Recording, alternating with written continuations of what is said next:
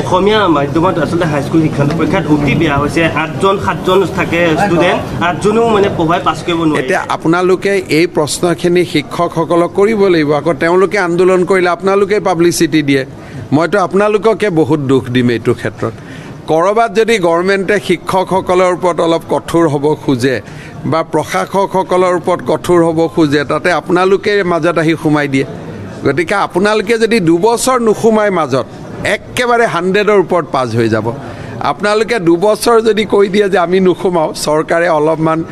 চেনেহ মৰম কৰিব পাৰে আপোনালোকে পৰিৱৰ্তনটো 2 বছৰত দেখা পাই যাব মইতো আৰম্ভ কৰিছিলোঁ যিসকলে কমপ্লিট ফেইল কৰিছিলে হেডমাষ্টাৰসকলক মাতি আনি মই কথাও সুধিছিলোঁ যিজনে মদ খাই মদ খোৱাটো অপেনলি কোৱাই দিছিলোঁ ৰাইজৰ আগত আপোনালোকে মাজত সোমাই গ'ল শিক্ষাগুৰুক অপমান কৰিলে অমুক কৰিলে মই বাদ দি দিলোঁ এতিয়া ল'ৰাবিলাক ফেইল কৰিলে কিন্তু তাৰ পিছৰ বছৰ গভৰ্ণমেণ্ট স্কুল সকলোতে 100% পাছ কৰিছিলে গতিকে শিক্ষকৰ মাজতো সকলো 5টা আঙুলি সমান নহয় সেই শিক্ষকৰ সন্মান কোনে পাব যোনে সম্পূৰ্ণভাৱে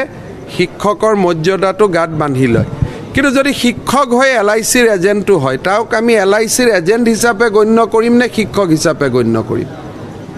এই কথাখিনি ক'লে আপোনালোকে মাজত আহি সোমাই দিয়ে যে অপমান কৰিলে বেয়া কৰিলে অমুক কৰিলে গতিকে অকণমান আমি সকলোৱে ইয়াৰ দায়িত্ব ল'ব লাগিব অকল শিক্ষামন্ত্ৰীক দায়িত্ব দিলে নহ'ব এই যে 8খন জিলা ইয়াতে 103খনত আপোনালোকে দেখিছে যে ল'ৰা পাছ কৰা নাই যদি ভিতৰত সোমাই যায় আপোনালোকে দেখিবই যে ইয়াত কোনো ডেস্ক বেঞ্চৰ প্ৰশ্ন নাই বিল্ডিঙৰ প্ৰশ্ন নাই দৰমহা সময়ত পাইছে কিন্তু তেওঁলোকে জানে যে চৰকাৰে কিবা একশ্যন ল'লে আমাকতো বচোৱা মানুহ বহুত আছে চবেই কৰি থাকে আপোনালোকে মাজত নোসোমা বুলি ক'ব লাগিব প্ৰশ্নটো আপোনালোকৰ কাৰণে বিপদ হয় নহয় মই ক'লোঁ নহয় মই এতিয়াও মোৰ ভিডিঅ'টো চাব 5 লাখ 6 লাখ ভিউ আছে মই সেৱাত মাতি নি ইমান ধুনীয়াকৈ কৰিছিলোঁ